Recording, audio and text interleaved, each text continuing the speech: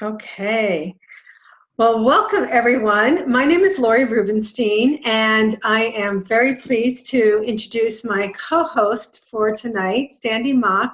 She's the founder and I guess I would say CEO of Life's Third Trimester. Tonight's courageous conversation is going to be about seniors and technology. We're going to be talking about the pros and cons.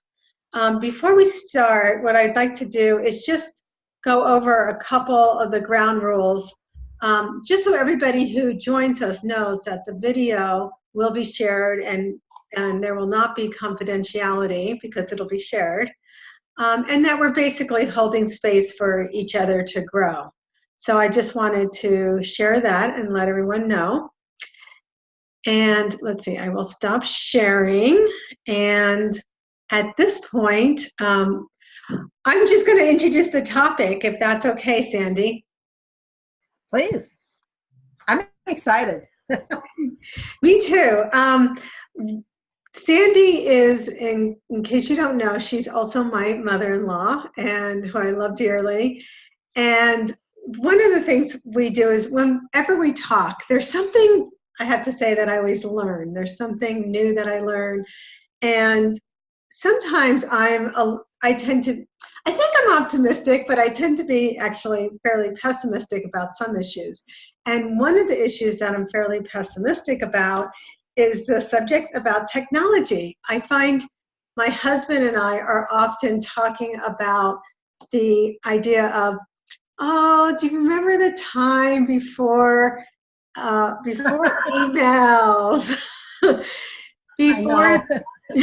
before the computer, before, all the to-dos on our list came into our home, when we used to go to work and we worked 9 to 5 or 8 to 6, and then we would come home and be home and not have technology, not have technology like pulling at us all the time. So Terry? Yeah. Hi, Terry. It's Terry, by the way. Okay, sorry. Okay. So what I would love to do, and let me start to say, Sandy has such a positive attitude about technology that I thought this is a great subject for us to share. So Sandy, do you want to talk a little bit about why you wanted to talk about technology? I will. It was actually one of the first things that I decided I wanted to do with Life's Third Trimester, and this was maybe 10 years ago, that I wanted to talk about taking the next step forward using the internet without frustration. That was the name of the course. And it was designed for older people because I was seeing that they were having more trouble with cell phones and with computers. Well, within 10 years, a lot of that has disappeared. People are pretty adept, even in my age group. However, my attitude about it is a little bit different than what you presented. So I don't see that it's technology that captures us or binds us. I see that it's the way we use technology, that we're the ones who have to make the limits. We're the ones who have to use it for our purpose rather than being caught up in the habit or the dysfunction of it, like what you described. So for me, technology comes at a time when we're growing in spirit and we're growing in abilities that are beyond where we've been in the past. And technology is one of those things that's helping us do that because it's challenging us. And it means that we're going to have to make decisions about how we use it, what we use it for, and when we use it. So frequently, and I'll stop in a minute, but frequently I hear people talk about how technology is the thing that's the problem. When it's really, for me anyway, it's really my challenge with technology that can be a problem or it can be a success. Right, that's so interesting. Lauren, Terry, Dorothy, Do you have anything that you want to share about how you just feel right now before we even get talking about the subject about technology? Well, technology always intimidated the heck out of me, especially computer technology. I think it's a lot of what we're really focusing on. And I've just always seemed to have to get help on stuff. But now I'm finding myself more capable. Being retired helped because I have more time. Right. But also I'm now involved in a website business with my brother-in-law. And so he is training me to do things. And I actually think I'm becoming a minimally semi-geek. And I like it. So it is the intimidation and the fear of it that stops me. It makes me go, oh, I can't do that, until now where I go, well, let me see if I can figure that out. And if I can, oh my gosh, I'm so happy. And if I can't, I have somebody who can help me. Well, that's great. I Yeah. like being able to use it. And I am doing Facebook even a little bit more, but minimally still, because I want to see your pictures and links pictures and all those, my daughter's pictures. But other than that, I just can't even know how to deal with it. So there. Right. Right. Does anyone else want to share? Well, one of the things, before we started, I was looking up, doing a little bit of research, and about seniors and technology. And it's interesting, in 2012, 11% of seniors had smartphones. And in 2017, it's up to 69% have smartphones. So people, we're embracing it. We're definitely embracing it. But I think some of the barriers are in our head, like I don't know how, so therefore I can't, instead of the attitude of I can learn. And just what Lauren was saying, now I know if I take the time, I can learn how to do it. Oftentimes we'll just get frustrated and just sort of throw our hands up and just feel like we're not capable of doing it. Sandy, what kind of other barriers do you see with seniors? Well, first of all, that's a big barrier. And one of the things, particularly in my generation, is that we were taught when we were younger that we had to always do it right. Yeah. So with technology, you don't learn by being right. I can remember many of my friends doing their smartphones by a book. Like they said, well, I'll read the directions and then I'll be able to do it. And what I've actually discovered over that period of time was that it's a way for people to come together and work together, and sometimes work over generations. So I had an 18-year-old teaching me a lot of my technology when I was still in the working world and computers were coming in. And so what that began to do was it actually began to open up our society into more diversity and more ability to tolerate differences with one another. Because it was frequently the younger people who were teaching the older people. But that hasn't even changed with people at the same age. I mean, they still teach one another, and it's a whole learning by making mistakes rather than by getting it right. And there's something really important about that, I think. So, I'd like to at least see some reactions about what you think of that. Does that make sense?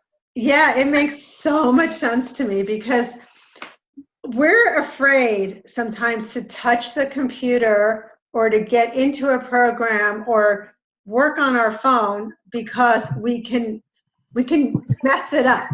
We're going to break it. We're going to screw it all up some way. But I never actually put that together. One of our barriers is that we think we need to do it right, and we can't just play around like the kids do. They just play around and figure it out until they know it. Right. And it's been a wonderful experience for me, because I was pretty rigid about, everything had to be right, and I had to prove myself, and went through all of that in my lifetime. And this was like a gift. Technology has been a gift to me. I get to explore. I get to mess around. And, you really can't make bad mistakes. I mean, you just learn from your mistakes. And isn't that what education's all about, if you really think about it? It's really something to think about, isn't it? Stop her.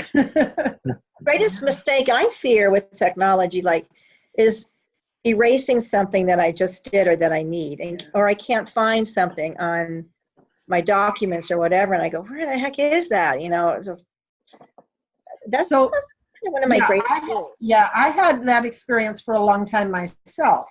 And what I began to discover, really do lose it. And if you get a good techie person, they can always find it back. But that's not the most important thing. The most important thing is that it begins to keep us more aware and more alert as to how we organize information. And so it's a challenge. I mean, think back on when you were younger, you were ready to hit any challenge that was there.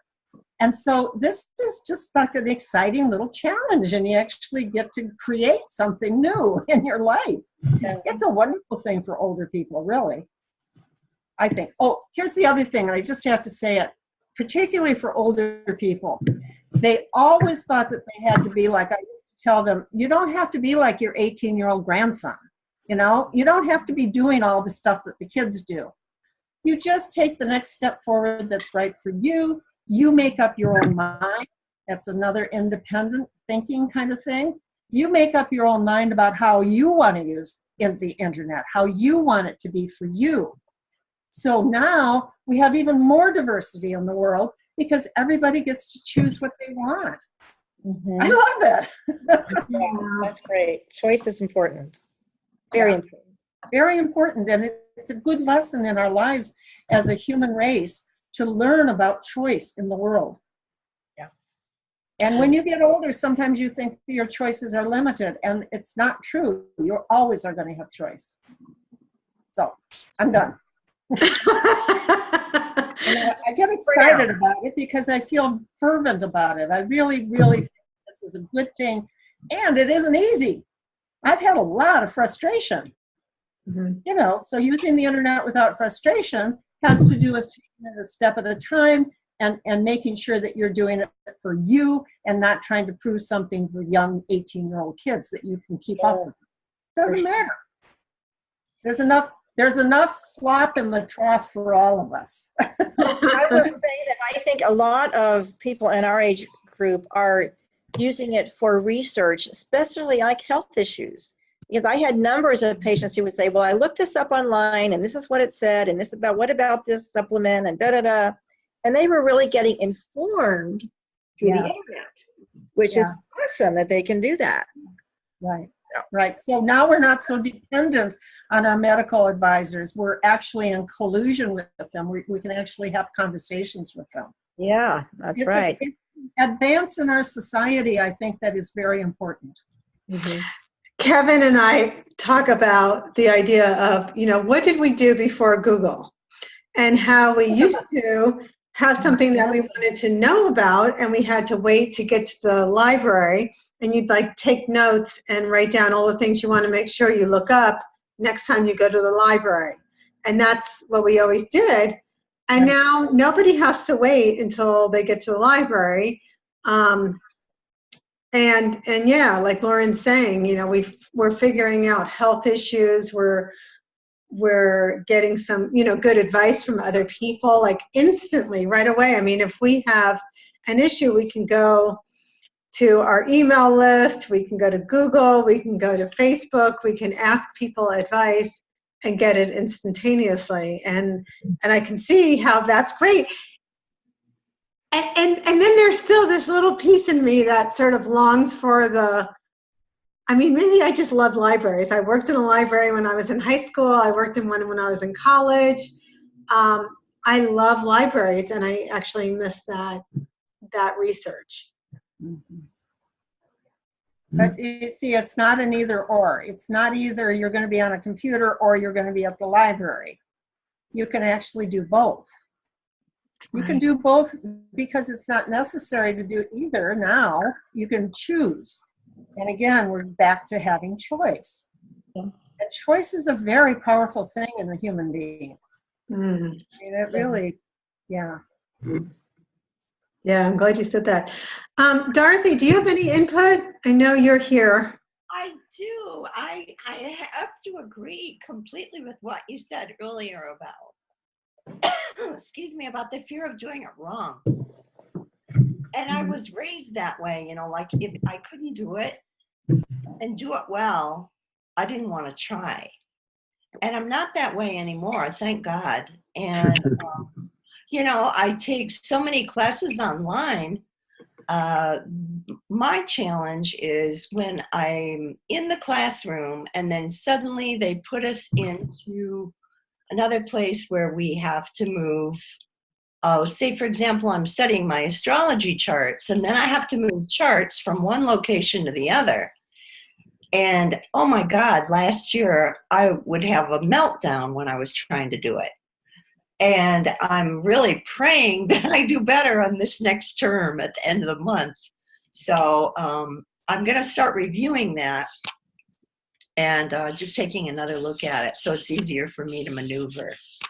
But yeah, I really agree that I was raised like with a mother that was such a perfectionist that it feels like it's a genetic defect in me now. I agree. Yeah, but me too. I still use the library. I like to just go there and pick up a book and just sit down and read. So Yeah.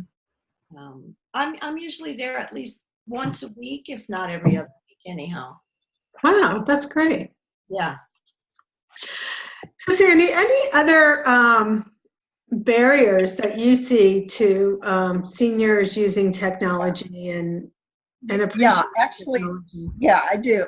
There's actually what Dorothy just said brought something up for me, which is that we think we have to do it all in order for us to be okay or, proud of ourselves. I don't know what it is. But the fact of the matter is you can hire people to do a lot of things, and you don't have to, maybe you need to be able to do, what you were talking about as far as getting online and talking and having some facility about the internet. But there are certain things that it doesn't matter whether you know how to do that or not. You can hire somebody to do that. It's easy. And usually it's cheap. So then you're going to be making decisions again about what's important to you and what isn't important to you and what you actually want to create for yourself. So rather than thinking there's something wrong with me because I can't do it, you can think of it as, oh, here's an opportunity I have to actually have fun with learning, and play with it and enjoy myself. It doesn't have to be a horrible thing. And the thing that I really have enjoyed, I have a cyber person that comes in about every 3 months. He cleans stuff up and he tells me new things, and we get along great. And I don't have to pay him very much money, but it's within my budget. I can do it. But the fact is, for me anyway, it's an intergenerational thing.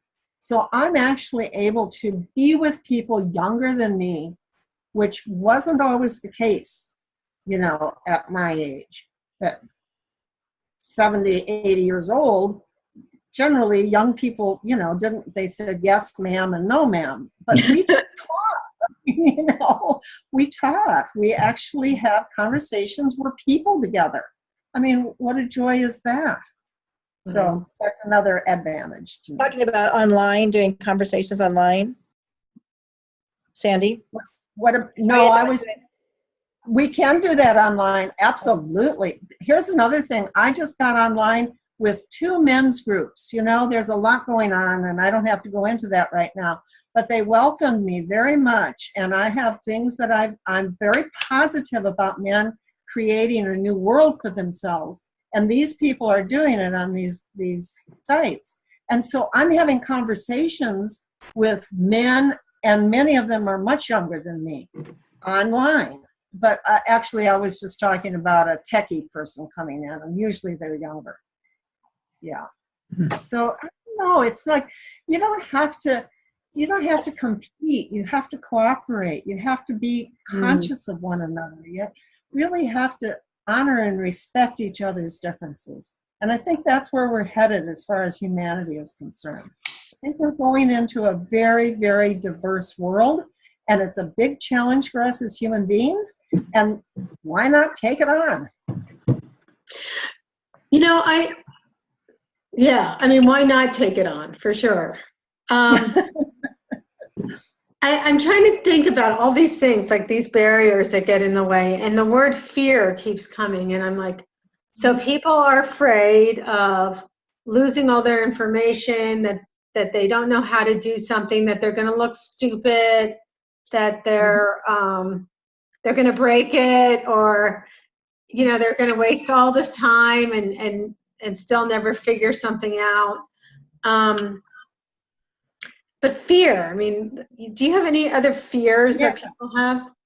Yes, being a slave, like what you described earlier, that you and Kevin feel like we're just slaves to this computer, we go to work and then we come home and we work.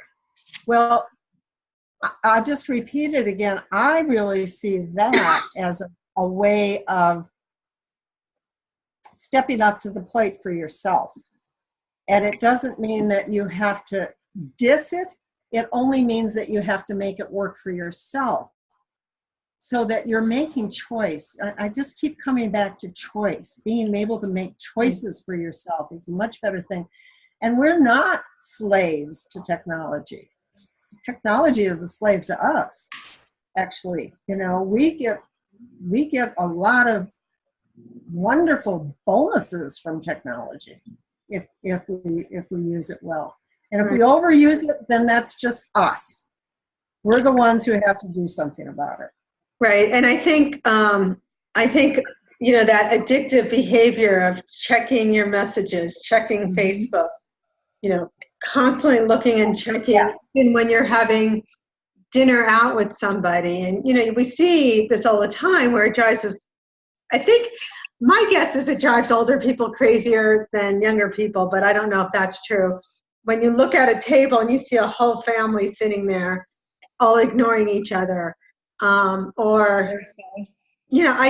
was at the coffee shop the other day and I saw this mother that had her computer and her phone, and her little kid was sitting there across from her, and I was like, oh God, all these opportunities that are wasted.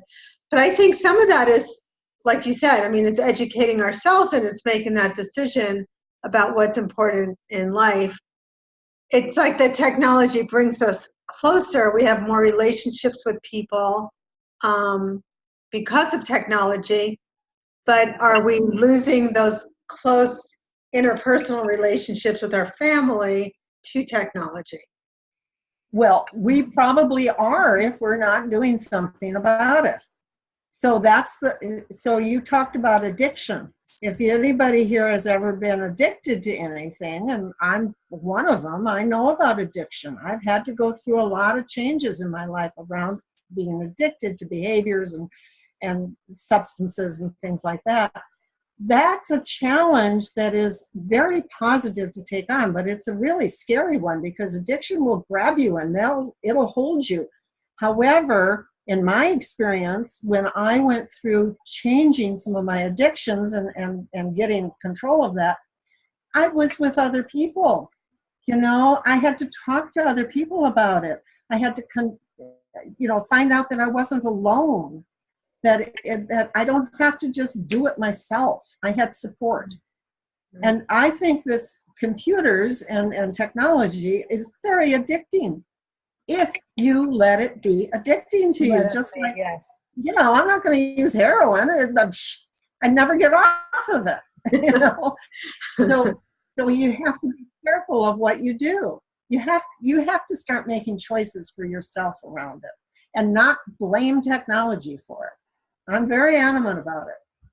Yeah, thank you. I do it too. I lay in bed at night and I do my little phone. Yeah, I do all that. I get addicted, but I also be able to catch myself and then modify my behaviors and then, bring in other things that are healthy for me. Mm-hmm.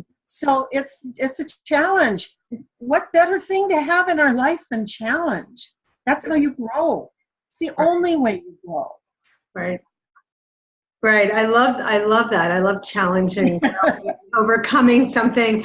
One of the things we've been trying to do more of is have a day, or at least a half a day, but even better, a day away from the phone, away from computers, just really being together as a couple or as a family, and not being in front of that computer. I think that really is a helpful rule to have. So then you can honor both things, and it doesn't have to be you have to give this up in order to have that. So you can still use your technology in positive, productive ways, and you can have good personal relationship without the technology too. So look at that. We get gifted. Yeah. It's like more. It just rains down gifts on us. Right. So what I wanted to do is try to keep these conversations. We've been doing an hour, and I want to try to actually condense them a little bit more to like a half an hour. So I'm wondering if there's any last words of wisdom, anything that you've learned, and let's have everybody feel free to share any ahas you learned from even just tonight, this conversation, anything that you want to take away, or anything that you want to share with someone else.